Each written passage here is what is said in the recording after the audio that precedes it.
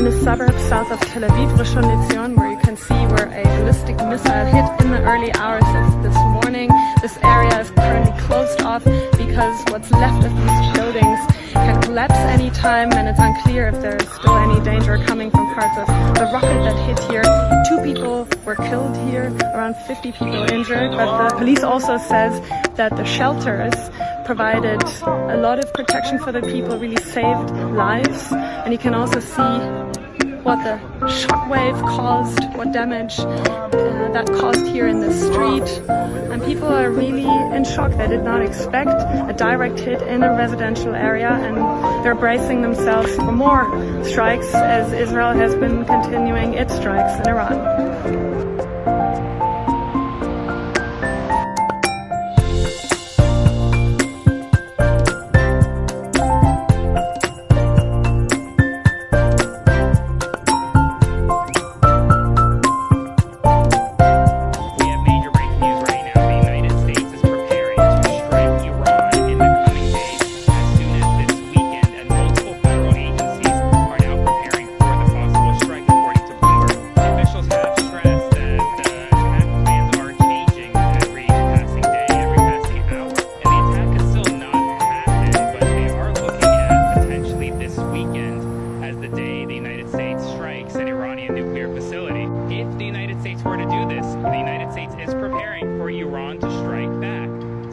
Targeting U.S. bases in the region. It's moved a number of military assets from the Middle East to protect it. But if the United States gets kinetic, it will be in a war with Iran.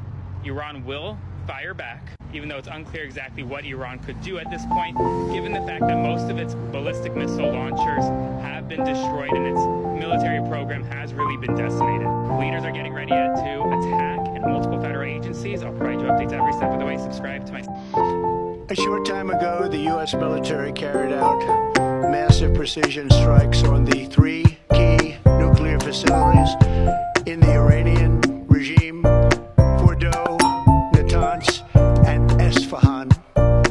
Everybody heard those names for years as they built this horribly destructive enterprise. Our objective was the destruction of Iran's nuclear enrichment capacity and a stop to the nuclear threat posed by the world's #1 state sponsor of terror. Tonight I can report to the world that the strikes were a spectacular military success. Iran's key nuclear enrichment facilities have been completely and totally obliterated. Iran, the bully of the Middle East, must now make peace. If they do not, future attacks will be far greater and a lot easier. For 40 years, Iran has been saying death to America, death to Israel. They have been killing our people, blowing off their arms, blowing off their legs with roadside bombs. That was their specialty. We lost over 1,000 people, and hundreds of thousands throughout the Middle East and around the world have died as a direct result of their hate. In particular, so many were killed by their general, Qasem Soleimani. I decided that I would not let this happen. It will not continue. I want to thank and congratulate Prime Minister Bibi Netanyahu, who worked as a team like perhaps no team has ever worked before. And we've gone a long way to erasing this horrible threat to Israel. I want to thank the Israeli military for the wonderful job they've done. And most importantly, I want to congratulate the great American patriots who flew those magnificent machines tonight, and all of the United States military on an operation the likes of which the world has not seen in many, many decades. Hopefully, we will no longer need their services in this capacity. I hope that's so. I also want to congratulate the chairman of the Joint Chiefs of Staff, General Dan Raisin Kane, spectacular general, and all of the brilliant military minds involved in this attack. With all of that being said, this cannot continue. There will be either peace or there will be tragedy for Iran far greater than we have witnessed over the last 8 days.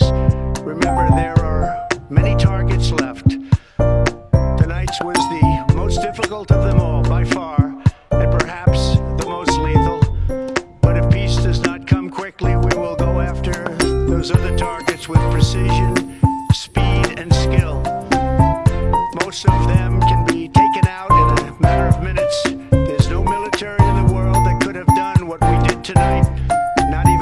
worlds. There has never been a military that could do what took place just a little while ago. Tomorrow, General Kane, Secretary of Defense, Pete Hegseth will have a press conference at 8 a.m. at the Pentagon. And I want to just thank everybody, and in particular, God. I want to just say we love you, God, and we love our great military. Protect them. God bless the Middle East. God bless Israel, and God bless America. Thank you very much. Thank you.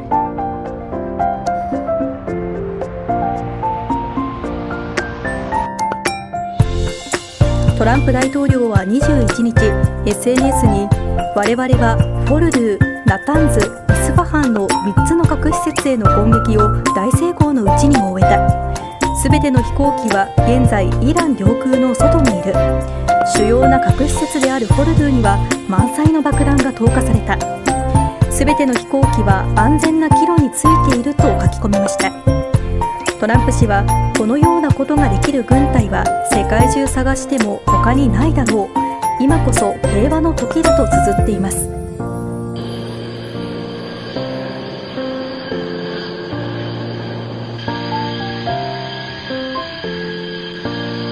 America just sent its B-2 bomber to destroy Iran's nuclear facility. Yes, this is not a drill, it's a signal of war. In a bold and terrifying move, the U.S. military has deployed the legendary B-2 Spirit, the most advanced stealth bomber on Earth, possibly aimed straight at Iran's nuclear base. Why now? Because intelligence reports say Iran is restarting uranium enrichment inside the Fordo facility, a highly fortified site buried deep underground. But the B-2, it's built for exactly this moment. It carries the GBU-57, a bunker-busting bomb designed to penetrate concrete and crush hidden bunkers. And guess what? The B-2 is already airborne, and it's not alone. Sources suggest it's flying from Diego Garcia, quietly moving into range. This isn't diplomacy. This is a message. Step back or face destruction. Should the U.S. strike before it's too late?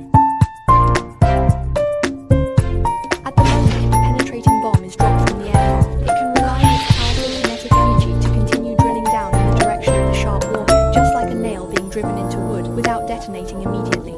At the same time, because its casing is made of high-strength materials, it can protect the internal structure from damage during impact.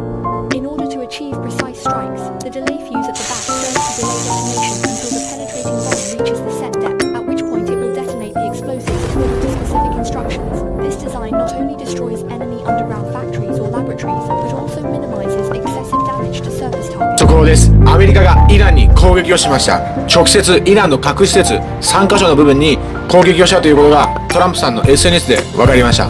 そこには作戦は成功した、イランの3つの核施設を攻撃し、そして使われた戦闘機などは無事に帰還していて、アメリカの兵士に感謝すると、世界で最も優秀な兵士、世界で最も優秀な軍だと言ってたんですけど、そして今こそが平和をもたらす時だと言ってます。で、今回 B2 っていう爆撃機も使われたっていうことが言われていて、バンカーバスター、核施設の奥まで届く武器のミサイルみたいなのも使われた可能性もあるということで、事態がやべえってなってるんですけど、トランプさんはこの後記者会見もやるみたいです。でもこれは2週間待つって言ってたのに先に攻撃をしたということにもなりました。イランは降参するのか、それとも米軍基地たちに攻撃をしてもっと悪化するのか、ちょっとわかんないですけど、だいぶやばいです。また何か分かりましたら報告します。イラン中部にある核関連施設への攻撃を真剣に考えているとも報じられています。この施設は地下深くにあり、破壊するためにはアメリカ軍の地中貫通弾バンカーバスターとそれを運ぶ大型爆撃機が必要。アメリカのトランプ大統領が核開発の放棄に向けてイランに無条件降伏を要求する中、イランの最高指導者ハメネイ師は戦いが始まると SNS に投稿しました。ハメネイ師は18日、自身の X に戦いが始まると投稿しました。戦う相手について明らかにしていません。ハメネイ師はその後、新たな投稿でイスラエルに対し、我々は断固たる対応を取らなければならない、容赦しないと警告しました。ニュー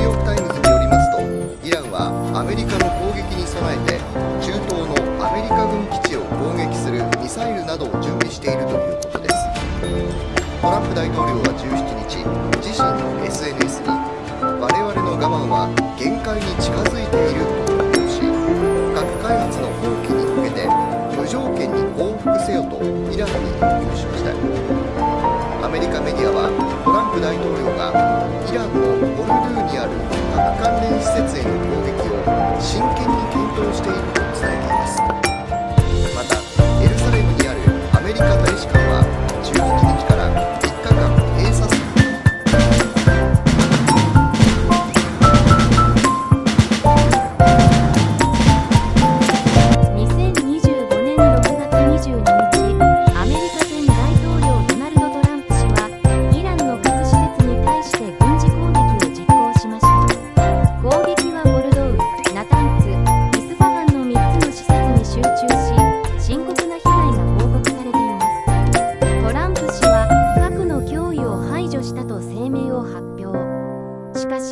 イラン政府は報復の可能性を示唆し、中東地域の緊張が急速に高まって This is a Fox News alert. News from the President of the United States that there has been an attack inside Iran.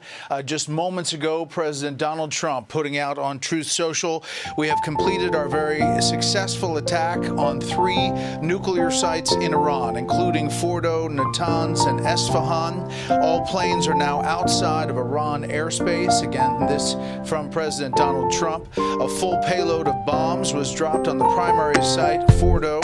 All planes are safely on their way home. Congratulations to our great American warriors. There is not another military in the world that could have done this. Now is the time for peace.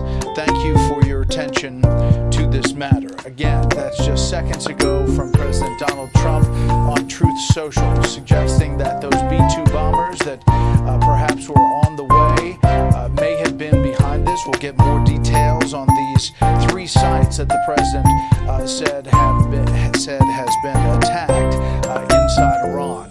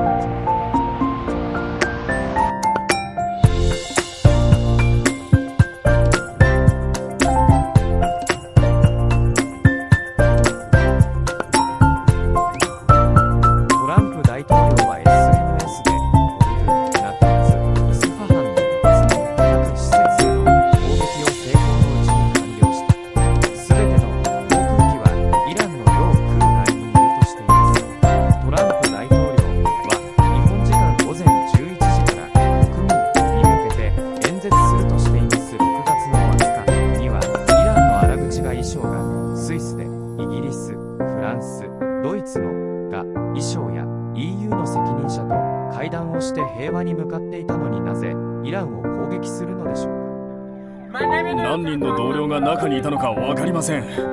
爆撃の時私は1階にいました。何人の同僚が怪我をして何人が殉教したか分かりません。